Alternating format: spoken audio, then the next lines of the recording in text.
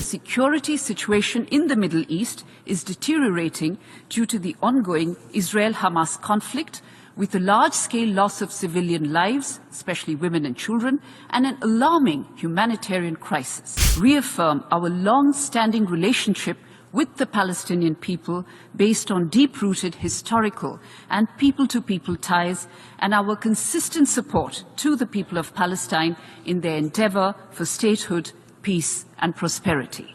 While we welcome the news of the release of the hostages, we also call for the immediate and unconditional release of the remaining hostages.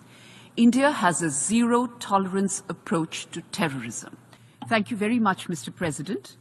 On the occasion of the International Day of Solidarity with the Palestinian People tomorrow, which is 29 November, let me at the outset reaffirm our long-standing relationship with the Palestinian people based on deep-rooted historical and people-to-people ties, and our consistent support to the people of Palestine in their endeavour for statehood, peace and prosperity.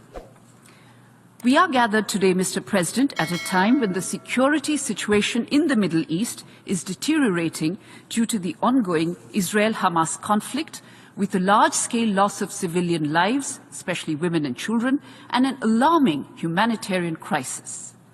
This is clearly unacceptable, and we have indeed strongly condemned the death of civilians. In addressing this humanitarian crisis, Mr. President, it is necessary for all parties to display the utmost responsibility. In this, we welcome all efforts by the international community that would lead to a de-escalation and delivery of humanitarian assistance to the people of Palestine. The humanitarian pauses is a welcome step to ensure timely and continuous delivery of humanitarian aid.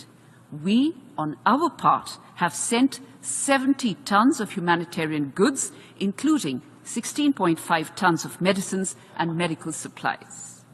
We are aware, Mr. President, that the immediate trigger were the terror attacks in Israel on 7 October, which were shocking and deserve our unequivocal condemnation. There can be no justification for terrorism and hostage-taking. Our thoughts are with those who have been taken as hostages. While we welcome the news of the release of the hostages, we also call for the immediate and unconditional release of the remaining hostages. India has a zero-tolerance approach to terrorism. We also believe that there is a universal obligation to observe international humanitarian law.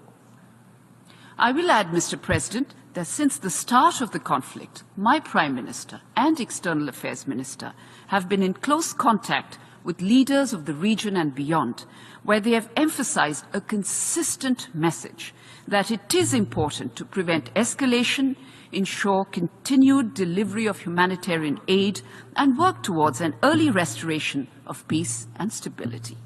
Along with restraint, they have also emphasized a peaceful resolution of the conflict through dialogue and diplomacy. India also urges the parties to work toward creating conditions necessary for peace and the restarting of direct negotiations between the parties, including through an eschewing of violence and de-escalation. India has always supported a negotiated two-state solution to the Israel-Palestine issue, leading to the establishment of a sovereign, independent and viable state of Palestine, living within secure and recognized borders, side by side in peace with Israel. India, on its part, Mr. President, will continue to support the Palestinian people through our bilateral development partnership, which covers a wide range of sectors, including health, education, women's empowerment, entrepreneurship and information technology, and will also continue to send humanitarian assistance to the people of Palestine.